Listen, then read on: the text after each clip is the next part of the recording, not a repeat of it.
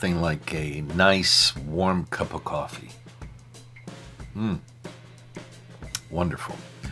Right now, I want to talk to you about one of my favorite Uwe Rosenberg games, At the Gates of Loyang. This is a 1 to 4 player game. Yes, you can play it solo. In fact, it's very highly rated as a solitaire game. But absolutely wonderful to play with more people as well. It's flavor text time, so let me put my glasses on. I love this game. It's very cool. Okay, Loyang has risen to become the capital of the Han Dynasty and one of the 4 main capitals of ancient China. In the booming economic climate, the people of this flourishing city require an improved supply of basic foodstuffs. These are supplied by local farmers, you and me, who grow wheat, pumpkins, turnips, cabbages, beans, and leeks in their fields. Pumpkins. I love these. I love all these little wooden vegetables, you know? I think they're fantastic. Wheat. Isn't that nice? It's lovely to handle. After each harvest, the farmers, you and me, regularly meet at the Gates of Loyang to trade their produce. That's what we're going to be doing, okay? They make deliveries to their regular customers. I'll show you some of the... Here, I'll show you one now. Where is a regular customer? Let's see.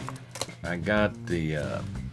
this is like a customer, but it's not a regular customer. These are customers that just kind of come and go. This is a regular customer here. And what's interesting about this is that if you don't deliver, the customer gets upset. Okay? The first time you don't deliver, the customer gets upset. The second time you don't deliver, you start losing money. Okay? So you have to, once you play this card, you have to deliver these vegetables every turn. So it's like, vegetable management.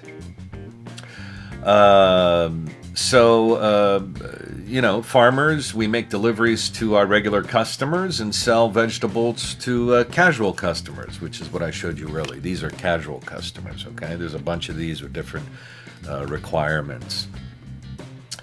And we do this for lucrative profit, okay? Managing money in this game is very, very important. But vegetables can also be bartered at market stalls or used as seed to plant new fields. We get these fields, right? So we plant our vegetables here. These are the vegetables, for instance, on this field, the ones we can plant, because you can't plant all of them on every field, okay? And the stalls we can trade are here. Well, we have... I'll show you a picture in a second, but this is like we can trade vegetables here. In other words, we put any vegetable there, and we can get that. Put any vegetable here, and we can trade it for that. You know, so there's a whole managing thing going on there. If the farmers need vegetables, which they don't have on hand, they can buy them at their shop. Okay, so we do have a shop. I don't have it here. It's in the box. It's inside here. I'm not going to take it out. But basically, we have, there's a cardboard, and it has all the vegetables on there. So it's basically a shop, and you can buy it at your shop. So then you can plant it, right? Or if you're in desperate need, you buy it to use it to deliver to one of your regular customers. Yeah, I love this game. Anyway, let me finish the flavor text here. There are 20 different kinds of helpers. These helpers are great, and there's all kinds of different ones, and you will definitely take advantage of some of these helpers. They will help you out when you're in a bind like it's nobody's business, all right? Each of these helpers have different skills, and they're available to assist you and me, the farmers. These helpers allow players to employ a wide range of strategies and tactics, and believe me, there are a lot of strategies and tactics in this, okay? The most successful farmer will be the one who makes the most progress on the path of prosperity. Right? So as we play the game, we're going to be going up the path of prosperity. And what's interesting too is that as you're going up the path of prosperity, the first time, for instance, let's say you're on level 4 on the path of prosperity. At the end of your turn, you just pay 1 coin to go up 1. But if you want to go an additional 1, so in my example, we're at 4. To go to 5, we pay 1 coin. To go to 6, we got to pay 6 coins. Yeah. This game ends up being tight, if people are paying attention. You're up there on the path of prosperity 12, 11, and money management, vegetable management. It's all very, very interesting here. Each step along the path costs money. Less to begin with, increasingly higher amounts later on. Of course, as you give vegetables to your regular customers, you're going to make money off of that. Your casual customers, you'll make money off of that, and so on. So, but money is also needed for investments. Yeah, you have these, for instance, you start out with this.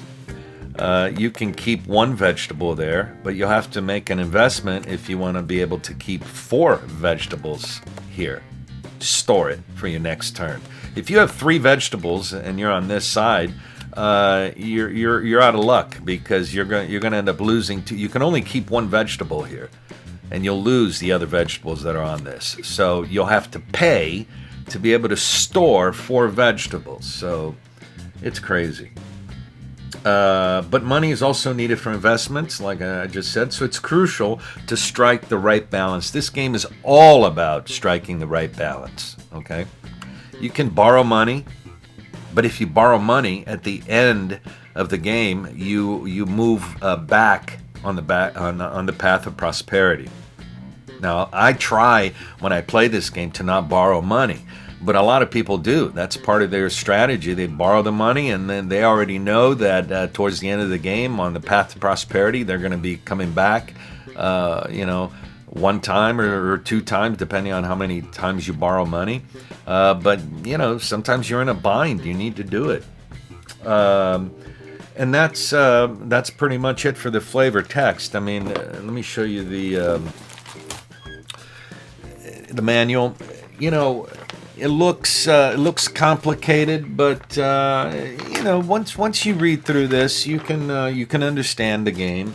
I've been playing this for a long time. I remember the first time I played it. It took a moment. There's a slight learning curve here, but wow, I mean, what a great game, and it comes with these coins here, right? They're cardboard coins, but of course, I like to use these. Oh, yes. It's so much nicer to play with coins like that. So, here's your little card. I mean, yeah, look, this is going to look confusing, or, it's so much stuff. Yeah, but you pick this up very quickly. This is sort of the turn summary there, right? And then you have your different actions that you can take, right? But it's all kind of, you pick this up pretty quickly, and believe me, I think it's worth it because, here's the action phase. So take a good look at that. I mean, and then you have the turn sequence. So yeah, there's a lot you can do, but you pick it up. I mean, it's not a difficult game to play. It's a thinky game. You got to achieve that balance with your money and your vegetable production and all this other stuff. But boy, is it worth it. So I think I showed you this before. That's a regular customer. Here's a casual customer. So if you give this casual customer these vegetables, boom, right? You make that cash. If you give the regular customers, and you got to be careful with these, like I said earlier, because they get mad at you, and then they'll cost you money. You got to deliver this every turn, and you get bam, bam, bam, bam. So there's ways of making money. There's a whole bunch of helper cards. This is, like I said, one of my favorite Uwe Rosenberg games. At the Gates of Loyang, excuse me, lots of fun to play. Lots of fun to play. A very thinky game, but what a phenomenal design. And when there's nobody around, you can play by yourself. You can play solo. It's a highly rated solitaire game as well. So there you have it, at the Gates of Loyang.